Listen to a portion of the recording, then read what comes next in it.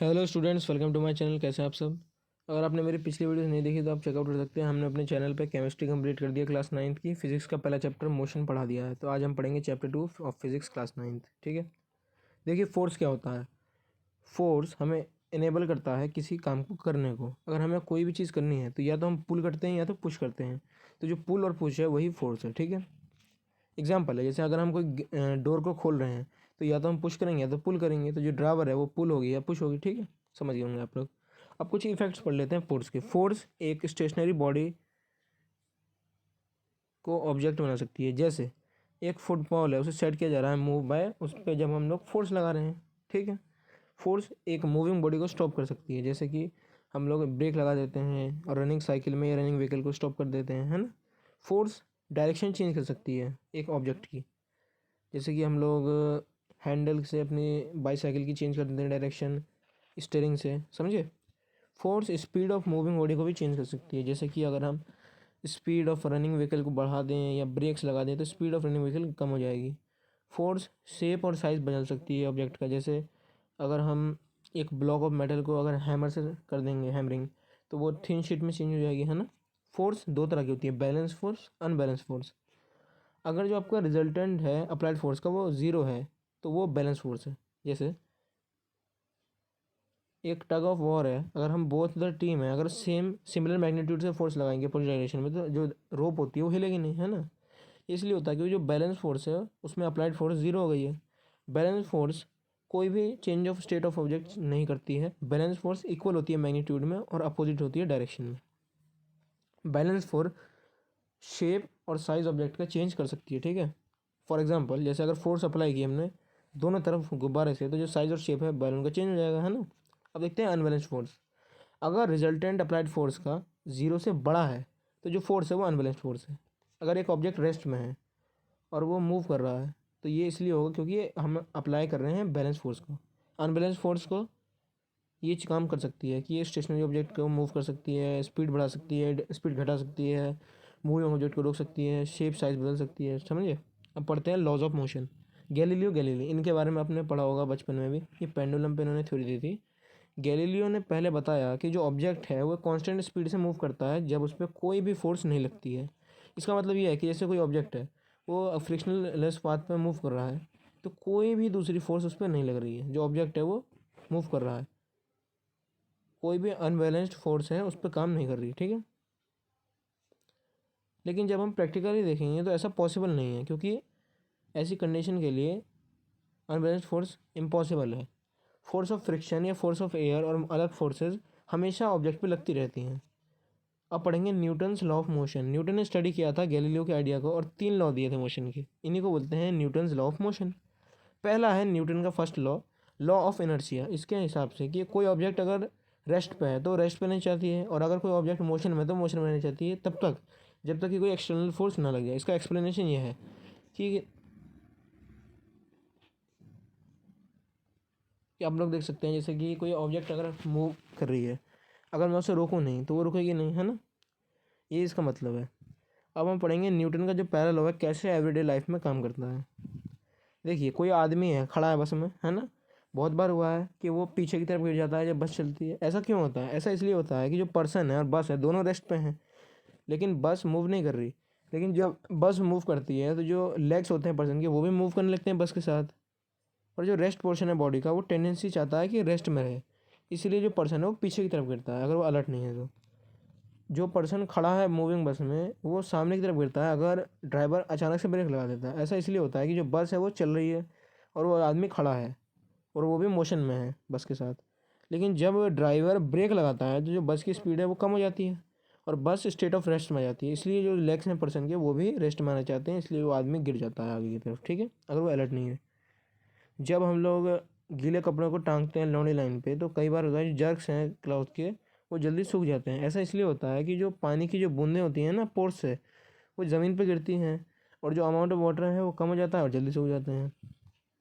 ऐसा इसलिए होता है कि जब क्लॉथ्स हैं वो मोशन में आ जाते हैं तो जो जर्क्स हैं, जो वाटर ड्रॉपलेट्स हैं, वो रेस्ट में आ जाते हैं तो वो सेपरेट हो जाते हैं क्लॉथ से और वो पानी में गिर जाते हैं ज़मीन पे। ठीक है। जब हम लोग पाइल ऑफ द कॉइन हम लोग कैरम को जब हम स्ट्राइकर से हिट करते हैं तो जो कॉइन है वो बॉटम में चला जाता है, जो बाकी है वो रेस्ट में रह जाता है। क्यों होता है? क्योंकि जो पाइल है वो स्ट्रक हो जाता है स्ट्राइकर के साथ, और जो कॉइन है वो बॉटम में चला जाता है मोशन के साथ।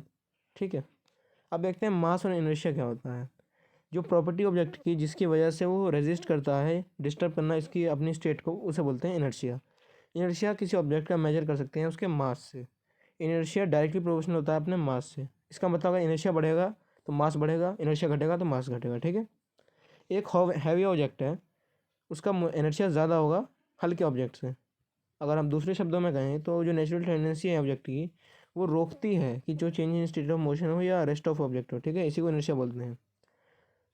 एक हैवी ऑब्जेक्ट का इनर्शिया ज़्यादा होता है इसलिए उसे डिफ़िकल्ट होता है पुश या पुल करना हैवी बॉक्स को ग्राउंड पे, लेकिन हल्के बॉक्स को आप कर सकते हैं पुश और पुल। ठीक है, अब देखते हैं मोमेंटम क्या होता है। मोमेंटम होता है power of motion of an object. जो प्रोडक्ट है वेलोसिटी और मास का, इसे बोलते हैं मोमेंटम। मोमेंटम को डिनोट करते हैं स्मॉल पी से। इसका फॉर्मूला होता है P equal to M into V, यानी कि मोमेंटम हो जाता है मास इंटू वेलोसिटी। कुछ एक्सप्लेनेशन दिए हुए हैं जिससे आप मोमेंटम को समझ सकते हैं। एक पर्सन है जिसे इंजरी हो जाती है अगर उसे हिट किया जाए किसी ऑब्जेक्ट से, जैसे पत्थर से, कंकड़ से या किसी से भी, क्योंकि उसमें मोमेंटम है ऑब्जेक्ट का। अगर एक छोटी सी भी गोली अगर किसी पर्सन को मार सकती है तो यह इसलिए क्योंकि जो मोमेंटम है वो ग्रेट वेलोसिटी से हो रहा है। ये पर्सन इंजर्ड हो जाता है बहुत ज़्यादा जब वो मूविंग व्हीकल से, क्योंकि जो मोमेंटम है ना व्हीकल का वो मास और वेलोसिटी से। ठीक है, अब देखते हैं momentum and mass. Momentum product है मास और वेलोसिटी का, इसीलिए जो मोमेंटम है डायरेक्टली प्रोपोर्शनल होता है मास और वेलोसिटी के। अगर मोमेंटम बढ़ेगा तो मास और वेलोसिटी भी बढ़ेगी। ठीक है, इसका मतलब ये है कि जैसे कोई हल्का या भारी ऑब्जेक्ट है मूव कर रहा है सेम वेलोसिटी से, तो जो भारी ऑब्जेक्ट होगा उसका मोमेंटम ज़्यादा होगा हल्के ऑब्जेक्ट से। अगर कोई छोटा ऑब्जेक्ट है मूव कर रहा है अच्छी वेलोसिटी से तो उसका मोमेंटम भी ज़्यादा होगा, और मोमेंटम की वजह से वो किसी ऑब्जेक्ट को भी हार्म कर सकता है। इसका एग्जांपल है जैसे छोटी सी भी गोली होती है उसका मास बहुत हल्का होता है लेकिन वो किसी को भी मार देती है क्योंकि जब हम उसे चलाते हैं। रोड एक्सीडेंट्स होते हैं तो वो भी हाई स्पीड की वजह से होते हैं, लो स्पीड से। ऐसा इसलिए होता है कि जो व्हीकल्स हैं जो ज़्यादा स्पीड से चलती हैं उनका ज़्यादा मोमेंटम होता है, और जो कम स्पीड से चलती है उनका कम मोमेंटम होता है। ठीक है, अब देखते हैं मोमेंटम किसी ऑब्जेक्ट का जब वो स्टेट ऑफ रेस्ट में है। तो वी मान लेते हैं ज़ीरो है, तो P equal to M into V, तो मोमेंटम भी ज़ीरो हो गया। मोमेंटम की यूनिट होती है केजी, वेलोसिटी की होती है मास पर सेकंड, तो हमें पता चल जाएगा कि मोमेंटम क्या हो गया, केजी मीटर पर सेकंड। ठीक है, अब यहाँ पे कुछ क्वेश्चन दिया हुआ है मैं देख लेता हूँ। मास है 10 kg, वेलोसिटी है 2 मीटर पर सेकंड। फॉर्मूला लगाओ P equal to M into V, तो ये हो जाएगा 20 kg मीटर पर सेकंड। ठीक है, सेकंड क्वेश्चन दिया हुआ है, वेलोसिटी दी हुई है, m दिया हुआ है, तो इसे मैंने पहले तो फॉर्मूला लगाया इसका, तो ये हो जाएगा P equals to M into V, तो 2.5 kg मीटर पर सेकंड आ गया। ठीक है, आपके यहाँ मोमेंटम निकालना है आपको। v दिया है 0.1, m है 25 ग्राम, तो इसे 1000 से भागा करके हमने कर दिया केजी में, क्योंकि हमें केजी में ही चाहिए होता है ये, क्योंकि केजी मीटर पर सेकंड है। ठीक है, फोर्थ क्वेश्चन भी है, बहुत सारे ऐसे क्वेश्चन है, आप ट्राई कर लेना। अब देखते हैं स्टेटमेंट क्या है सेकंड लॉ ऑफ मोशन की। तो ये है कि जो rate of change of momentum है एक ऑब्जेक्ट का वो प्रोपोर्शनल होता है अप्लाइड अनबैलेंस्ड फोर्स की उसी डायरेक्शन में फोर्स की। ठीक है, इसकी मैथमेटिकल एक्सप्रेशन ऐसी है कि जैसे मान लो एक ऑब्जेक्ट है जिसका मास m kg है, इनिशियल वेलोसिटी u मीटर पर सेकंड है, फाइनल वेलोसिटी v मीटर पर सेकंड है। इनिशियल मोमेंटम p1 है mu, फाइनल मोमेंटम मान लो p2 mv। तो चेंज इन मोमेंटम क्या हो गया, फाइनल मोमेंटम माइनस इनिशियल, तो mv माइनस mu, तो mv माइनस u। ठीक है, तो rate of change of momentum हो जाएगा change in momentum upon time taken, तो m v minus u upon t। तो सेकंड लॉ मोशन से कह सकते हैं जो फोर्स है वो डायरेक्टली प्रोपोर्शनल हो गई m v minus u by T. तो f हो जाएगा k एम ए के साथ, और k कांस्टेंट है इसकी वैल्यू 1 मान लो, तो ये हो जाएगा f equals to M A, और इसकी ऐसा यूनिट होती है kg मीटर पर सेकंड और न्यूटन। 1 न्यूटन जब एक एक्सेलरेशन होती है 1 मीटर पर स्क्वायर की 1 kg मास में, तो जो फोर्स अप्लाई की जाती है वो कहते हैं 1 न्यूटन की। ठीक है, अब देखते हैं प्रूफ क्या है न्यूटन के फर्स्ट लॉ ऑफ मोशन का सेकेंड लॉ ऑफ मोशन से। हमने मान लिया कि फोर्स ज़ीरो है, तो F equal to M V minus U by T.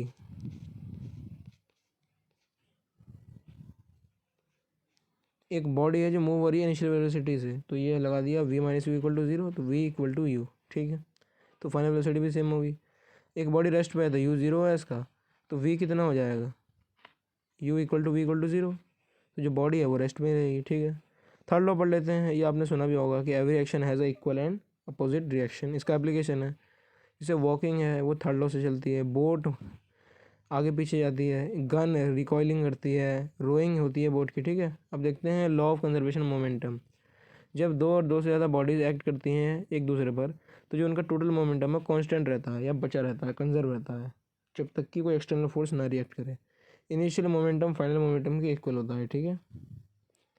हम लोग सपोज कर लेते हैं कि दो ऑब्जेक्ट हैं ए और बी है, जिसका एक का मास है m1, दूसरे का है m2।